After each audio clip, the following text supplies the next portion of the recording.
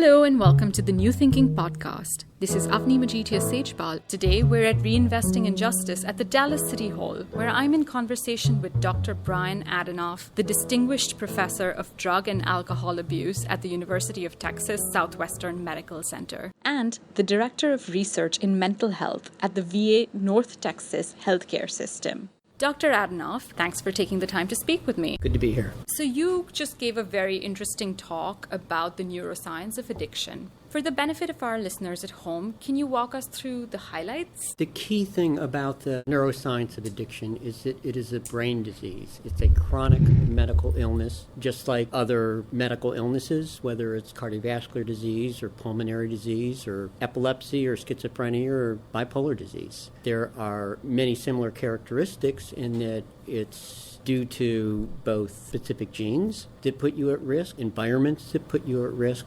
and in the case of substances, of course, the use of substances, often for a long time, that develop the brain disease. More and more, it seems that prosecutors and courts are seeking to link defendants with substance use issues to treatment programs. What is the latest research telling us? What do we know now about the addictive brain? It appears that what happens over time in the addicted brain is that the whole brain, even though the drugs may be hitting particular parts of the brain involved in pleasure and reward, the whole brain becomes hijacked by this reward system, so that all the parts of the brain, particularly the prefrontal cortex that's involved in who we are, the way we plan things, the way we think about things, this part of the brain is hijacked by the reward system. So we see many differences in people with addiction in their brain. We can certainly tell that, for instance, the brain is far more reactive to just certain cues that remind them about using, that there's memories of use, of things that they associate with using, whether it's a bottle of beer or a cocaine pipe or a joint, that become hardwired into the brain of people with addiction. That can be very difficult to put these memories away or make them quiet. We found that networks that work in the brain, all of our brains, we have networks of brain regions that talk to one another, and that there's impairments, for instance, in these networks in the addicted brain. For instance, the brain areas involved in when we're just at rest, called the default mode network. These brain regions are active when we're not doing anything. We're just kind of lying there thinking. This activity in people with addiction in this default mode network appear to be hyperactive. Maybe there's a loop of craving that they're not even aware of that is hyperactivated in addicts. So maybe they're scanning the environment without even thinking about it for addiction-related cues. And you mentioned in your talk pharmacological treatment. One buzzword seems to be medication-assisted treatment. Are those two the same things? They are the same thing. I prefer not to use the term medication-assisted.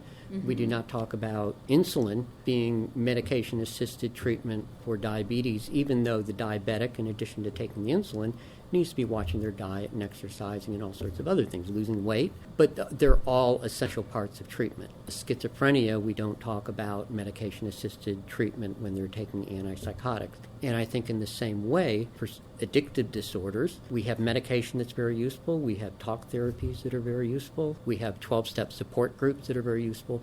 They're all important treatments or interventions that can be very successfully used in the treatment of addiction. So the pharmacological approaches are medication that are helpful for the treatment of addiction. And can you expand on pharmacological treatment? So there's many different good medications now for addictive disorders.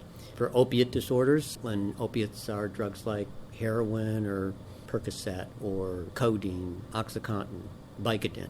These substances all hit opiate receptors in the brain. So there's two major pharmacologic approaches. One is to use what's called an opiate agonist, where it replaces the effects of these other drugs on the brain. So instead of taking heroin, you would take methadone or Suboxone or buprenorphine. And what these medications do, they're also opiates, and they hit the receptor, the opiate receptor, in the same way that, say, heroin might.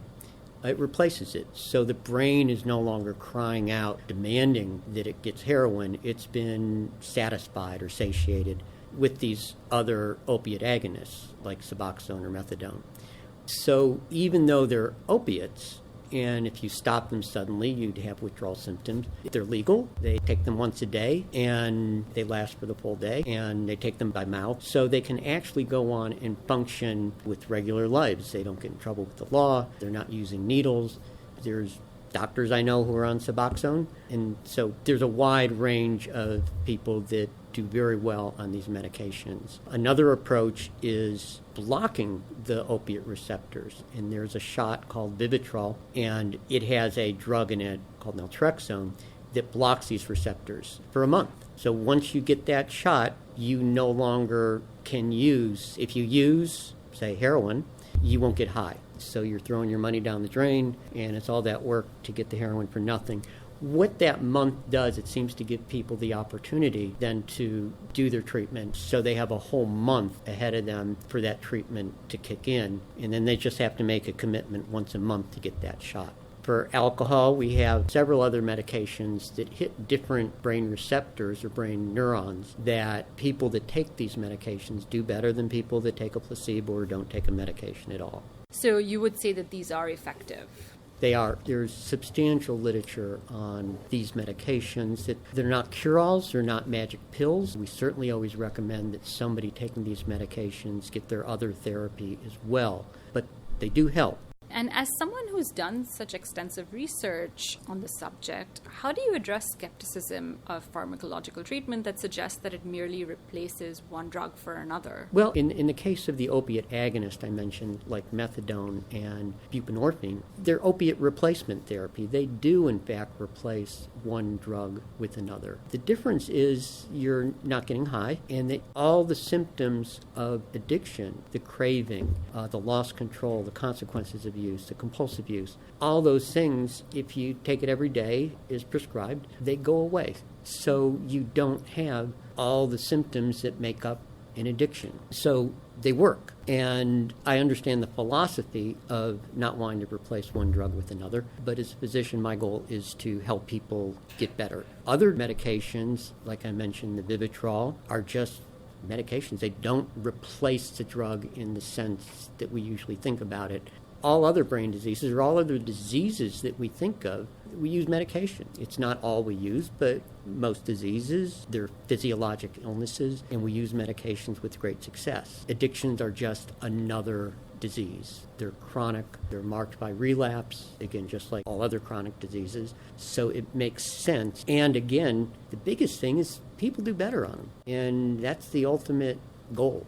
There was an interesting question that came up from an audience member in your talk about affordability. And I was wondering whether you could talk about that a little bit. How accessible is pharmacological treatment to the average person? It's a great question, and it's certainly one of concern in the addiction field as well as all other fields, whether it's chemotherapy or medication for schizophrenia or depression. The newer drugs are always way more expensive. The methadone is very inexpensive. It can be a pain to get. You have to go to special clinics, but that's been around a long time and is not expensive. Vivitrol is a shot, and it is expensive. My understanding is the company that makes Vivitrol has actually given grants or given a lot of free Vivitrol to people that are in court systems. So there's ways around it. For alcohol dependence, many of the medications are really old medications and are not that expensive. When you consider how much in addiction, even if you're drinking, it really adds up very quickly. And people put that money into getting the medication and other treatment, they probably come way out ahead in the long run. How can some of the research that you've been doing and citing inform and change the way the criminal justice system adjudicates addiction? I don't know that it can change it because I think the reasons for the drug laws that we presently have are political, social, cultural decisions that people have made and the government has made. Many of our laws, for better or worse, are not necessarily based on the science, and it can take a long time for laws on the books to respond to the science. And as an emotional issue, even though I believe, and I think many people now believe, addiction is a brain disease, there's something about people seemingly voluntarily taking drugs that it's hard for us to really think of as a brain disease. I think that's changing as more and more people come out and say, I've been addicted. I think gradually we're changing, but it's very slow. And not only in the community, but in the field of medicine. Doctors are sometimes extremely slow to prescribe these medications that we were talking about. So it'll take a while. As I mentioned in my talk, in DSM-4, DSM is our psychiatric Bible,